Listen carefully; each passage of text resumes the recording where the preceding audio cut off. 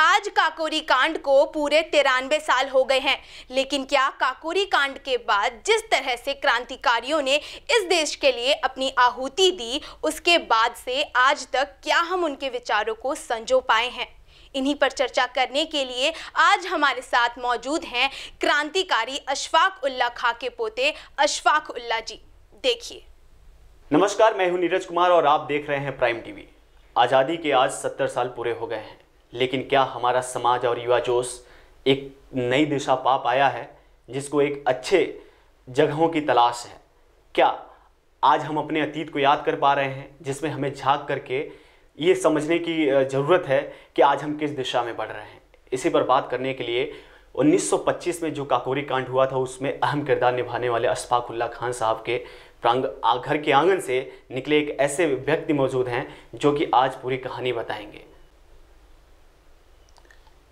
शहीद अशफाक उल्लाह खां और पंडित राम प्रसाद बिस्मिल, ठाकुर रोशन सिंह और राजेंद्र लहरी, देश की आज़ादी तो वैसे तो 100 साल तक जद्दोजहद इस मुल्क की आज़ादी के लिए लोग अपनी बलिदान देते रहे, लेकिन काकोरी एक्शन ने एक ऐसा प्लान किया कि जिससे पूरी अंग्रेज़ी हुकूमत को जो हथियार की ज़रूरत थी, वेपन्स की ज़रूरत थी, इसलिए काकोरी एक्शन किया गया।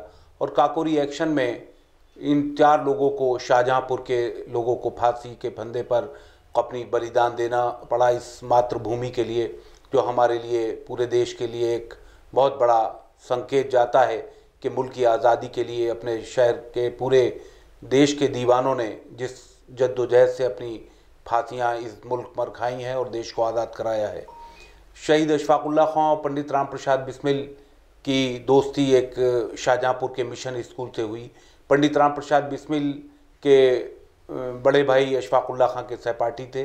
अशफाक उल्लाह ने कहा कि देश की आज़ादी की लड़ाई हमें ये लड़ना है और हम आपका साथ चाहते हैं। एक संगठन बना और इस बात का आर्य समाज मंदिर गवाह है कि जहाँ ये लोग बैठक करते थे और बैठक के बाद इस देश की आज़ादी की योजना बनाते थे और इस मुल्क पर क्या करना है, किस तरीके से हमें ग़ुलामी की बेड़ियों को तोड़ना है, उसकी आज़ादी के लिए जद्दोजहद करते रहे। लेकिन काकोरी एक्शन ने एक बहुत बड़ा इस मुल्क को संदेश दिया। वो जो पैगाम और संदेश था वो देश की हिंदू मुस्लिम एकता को था, क्योंकि पंडित राम प्रसाद बिस्मिल के पिताजी आर्य समाज मंदिर में पुजारी थे और आर्य समाज मंदिर में इन क्रांतिकारियों की बैठक होती थी और अशफाक उल्लाह की दोस्ती इस हद तक हुई कि वहाँ एक ही थाल में खाना खाया करते और देश की आज़ादी एक तरफ पंडित राम प्रसाद बिस्मिल हवन अपना करते और दूसरी तरफ अशफाक उल्लाह खां उसी प्रांगण में अपनी नमाज अदा करते और एक ही थाल में खाना खाया करते और देश की एकता की योजना बनाया करते थे। चूँकि सर आपका भी नाम अशफाक उल्लाह खान है, तो हम जानना चाहेंगे सर कि आपका नाम अशफाक उल्लाह खान कैसे पड़ा? शहीद अशफाक उल्लाह खां को फांसी का हुक्म हो चुका था और फैज़ाबाद जेल में वो अपनी की काल कोठरी, आज भी वो काल कोठरी है जिसमें अशफाक उल्लाह खां रहा करते थे। तो हमारा परिवार मिलने गया उनसे।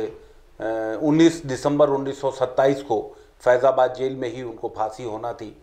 तो हमारा परिवार जब गया तो वो नहाने गए हुए थे और जब नहा के वो आते हैं तो देखते हैं कि परिवार के आँखों में आंसू हैं कि जो हमारा एक ख़ानदान का नौजवान एक हमारा मुल्क पे से जा रहा है।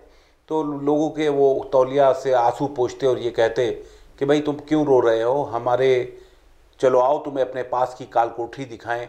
उससे जिस दिन हमारा परिवार मिलने गया उससे एक दिन बाद ही उसी जगह 2 लोगों को फांसी होना थी और वो 2 सगे भाई थे। तो उन्होंने कहा ये कत्ल के मुलजिम फांसी के फंदे पे जा रहे हैं, लेकिन हमारा तो एक बहुत बड़ा एक ये देश के लिए एक पैगाम होगा कि हम देश की आज़ादी के लिए फांसी के फंदे को चूमेंगे। उसके बाद उन्होंने कहा कि मैं तो अब इस देश से रुखसत हो रहा हूँ, लेकिन मेरे बाद मेरे घर में किसी का नाम, बच्चे का नाम अशफाक उल्लाह रखना। और उस वक्त मेरे एक चचा थे जो 11 साल के थे और हमारे जो दादा थे रियासतुल्लाह खां, उनसे ये बात कही थी अशफाक उल्लाह खां ने। लेकिन वो उसके बाद एक बीमारी में हमारे चचा की डेथ हो गई और उसके बाद कोई ऐसा वो नहीं था। फिर हमारे पिताजी की पैदाइश हुई, मतलब शहीद अशफाक उल्लाह खां के भतीजे की। वो नाम उनके वसीयत के मुताबिक रखना था क्योंकि वो कह गए थे, लेकिन वो नाम उनका इसलिए नहीं रखा गया क्योंकि अशफाक उल्लाह खां की माताजी घर में थीं कि उनकी वालदा को तकलीफ़ होगी, वो नाम बार बार आएगा। मैं खुशकिस्मत हूँ कि मेरे फादर को वो नाम नहीं मिला, फिर मैं घर में आया तो मेरा नाम अशफाकुल्लाह उनकी वसीयत के मुताबिक रखा गया। आज काकोरी कांड को 93 साल पूरे हो गए, लेकिन सर उस समय की स्थिति को आज आप वर्तमान की मौजूदा स्थिति में अगर आप देखें तो आपका क्या नजरिया कह रहा है?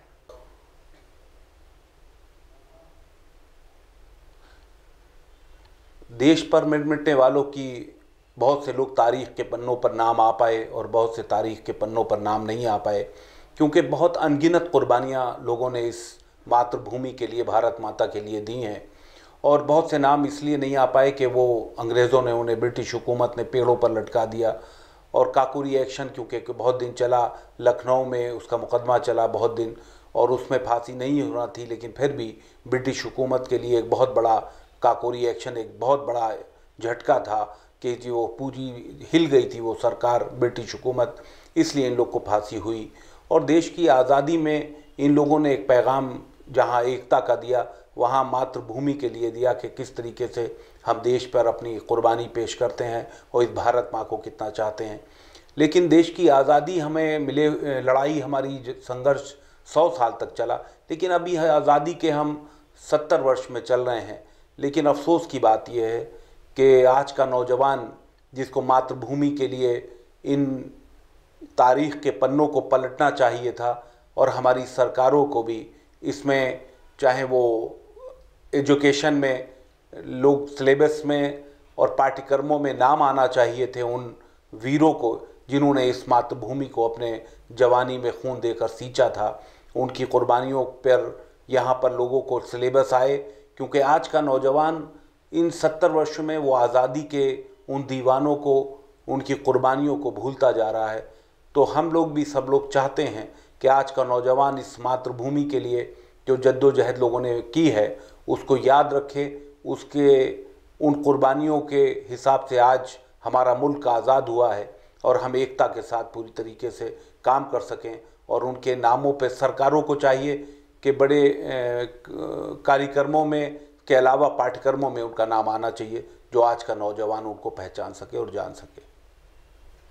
ठीक है अशफाकुल्लाह खान जी, आप सही कह रहे हैं, लेकिन आज़ादी के इतने साल के बाद जब आज हमारे राजनेता क्रांतिकारियों को लेकर के सवाल खड़ा करते हैं और उनको जिस हिसाब से उनका महिमा मंडन करते हैं, कोई महिमा मंडन करता है, कोई उनके खिलाफ बोलता है, तो इन स्थितियों को आप कैसे देखते हैं?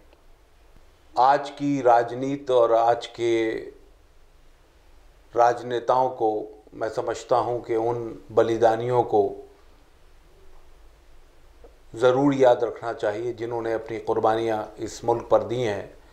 और हमारी समझ में जो इस मुल्क में आज किसी के लिए, हर एक आदमी ने, क्योंकि 1857 में शाहजहाँपुर के एक अमर शहीद मौलवी अहमदुल्ला शाह, जिनके 50,000 रुपये ब्रिटिश हुकूमत ने उनके सर के ऊपर इनाम रखा था, उनका एक राजा ने सर कलम करके कोतवाली पे लटका दिया था।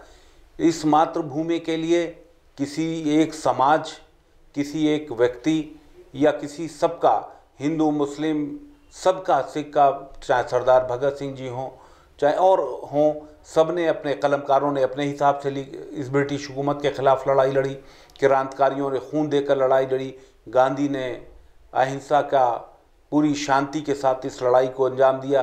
तो इसका किसी तरीके से राजनीतिकरण करना कि किसने कुर्बानियाँ कम दी हैं और किसने ज़्यादा की हैं, लेकिन जिन लोगों ने कुर्बानियाँ दी हैं उसमें बहुत बड़ा सभी कौमों का हिस्सा है, सबका भारत है और सब ने अपनी कुर्बानियाँ इस मुल्क पे पेश की हैं। इसलिए इस क्रांतिकारियों को किसी एक धड़े में बांटने की ज़रूरत नहीं है, बल्कि आज के नेताओं से, चाहे किसी पार्टी के हों, उन्हें उन वीर शहीदों के नामों पर काम लेना चाहिए और उनसे सबक लेना चाहिए कि वो कुछ नहीं चाहते थे, इस मुल्क को, इस भारत माँ की आज़ादी को कायम रखना चाहते थे। शहीद अशफाकुल्लाह खान ने एक जगह लिखा अपनी डायरी में, जो जेल डायरी मेरे पास है, कि मैं मुल्क की वो आज़ादी चाहता हूँ जिसमें एक राजा के सामने एक गरीब दलित, एक गरीब किसान कुर्सी पे बैठ के बात कर सके। वो बराबरी की बात करना चाहते थे, वो मुल्क आज़ाद होगा जिसमें हम बराबरी की बात चाहते थे। अशफाकुल्लाह ने अपनी माँ को एक आखिरी ख़त लिखा है, वो बड़े मार्के का ख़त है। बहुत ही उन्होंने लिखा कुछ दिन पहले कि ऐ दुखिया माँ, मैं इस भारत से आप सबसे अलविदा लेकर जा रहा हूँ, लेकिन आपके लिए बड़े दुख की बात होगी और आपका जवान बेटा एक फांसी के फंदे को चूमने जा रहा है, आपसे रुखसत हो जाएगा, अलविदा हो जाएगा। लेकिन आप पढ़ी लिखी माँ हैं, आप एक तालीम याफ्ता माँ हैं, और जब ईश्वर ने, खुदा ने मुझे आपकी गोद में दिया था तो लोग आपको मुबारकबाद मेरी पैदाइश पर देते थे। तो आप लोगों से ये कहा करती थी कि यह अशफाक उसकी अल्लाह ताला ने, ईश्वर ने मुझे दिया है, तो आप लोगों से कहती थी ये उसकी अमानत है। अगर मैं उसकी अमानत था और वो अपनी अमानत इस मुल्क के लिए मांग रहा है तो अमानत में आपको ख़यानत नहीं करना चाहिए। मैं जिसका था मैं उसके पास जा रहा हूँ, इस मातृभूमि के लिए जा रहा हूँ। तो लोगों ने, और उनका एक अशफाकुल्लाह खान ने बहुत कुछ, और राम प्रसाद बिस्मिल कवि भी थे, लिखा कि तंग आकर हम भी उनके जुल्म बेदाद से चल दिए सूहे अदम जिंदाने फैज़ाबाद से। मौत जब आ रहा है तो डरना क्या है, हम सदा खेल ही समझा किए कि मरना क्या है। एक शेर उनका है कि आखिरी उनका शेर है कि उनसे जब आरज़ू पूछी गई, इच्छा पूछी गई, तो उन्होंने कहा कि कुछ आरज़ू नहीं है आरज़ू तो ये है, रख दे कोई ज़रा सी खाके वतन कफन में। मैं जा रहा हूँ इस देश की मिट्टी में, मिट्टी मेरे कोई कफन में रख दे, यही मेरी अंतिम इच्छा है, यही मेरी ख्वाहिश। आज की युवा को आप क्या संदेश देना चाहेंगे? देश की आज़ादी को 70 वर्ष 75 वर्ष होने जा रहे हैं, और आज का नौजवान, मैं समझता हूँ कि पूरे देश में हम लोग को जाना होता है। कई जगह मैंने उन नौजवानों के जज्बे को सलाम किया है कि जो भारत माँ की आज़ादी के लिए उन वीर योद्धाओं को याद करते रहते हैं, और पूरे देश में हम लोग क्रांतिकारी परिवार जाते हैं। और हम लोग आज का लोगों से यही गुजारिश और निवेदन करते हैं, और ख़ास तरीके से आज की पीढ़ी के नौजवानों को, कि हम अपने इतिहास को, अपने देश की क्रांतिकारी को पढ़ें, और अपने देश की क्रांति को पढ़ने के बाद उन क्रांतिकारियों के जज्बे को जानें जो कुछ नहीं चाहते थे, सिर्फ यही चाहते थे कि हमारा मुल्क आज़ाद हो और मुल्क की तरक्की हो, और आज हम एकता के साथ जी पाएँ। हिंदू मुस्लिम एकता का जो पैगाम दिया है कि हम एक रह पाएँ, और ये भारतवर्ष हमेशा इन ग़ुलामियों से की बेड़ियाँ जो तोड़ी गई हैं इन क्रांतिकारियों ने अपने खून से, वो ज़िंदा रखी जाएं। आज़ाद मुल्क हो, और आज़ादी के साथ भाईचारा हो, और एकता हो, और बराबरी हो। यही हमारे मुल्क के लिए और आज के नौजवानों के लिए सीख है कि हम उनके पाठ्यक्रमों में उनका नाम आए, हम उसमें पढ़ें और उनका इतिहास पढ़ें, उन्हें जानने का काम करें। एक शेर के साथ, जो अशफाकुल्लाह का बड़ा मशहूर शेर है, वो कहता हूँ कि वो उनके शेर तो उन्होंने बहुत से लिखे हैं कि वतन रहे हमेशा शाद काम और आज़ाद, वतन रहे हमेशा शाद काम और आज़ाद, हमारा क्या है, हम रहें ना रहें। तो ये थे क्रांतिकारी अशफाकुल्लाह खान के पोते, जिन्होंने आज की वर्तमान स्थिति पर अपनी सोच को, अपनी नज़रिया को हमसे साझा किया, और इन्होंने बताया कि आज का हमारा युवा सोच और आज हम किस दिशा में बढ़ रहे हैं। क्रांतिकारियों को लेकर के आज हमारे मन में, आज हमारे जहन में जो एक विचारधारा उत्पन्न होती है, उस पे हमारी क्या नज़रिया होनी चाहिए और हमें किस दिशा में बढ़ना चाहिए, इस पे इन्होंने अपने साझा किया। अशफाकुल्लाह खान जी, आपका बहुत बहुत स्वागत। आप हमारे स्टूडियो में आए और ढेर सारी सवालों का जवाब दिए, इसके लिए आपका बहुत बहुत धन्यवाद।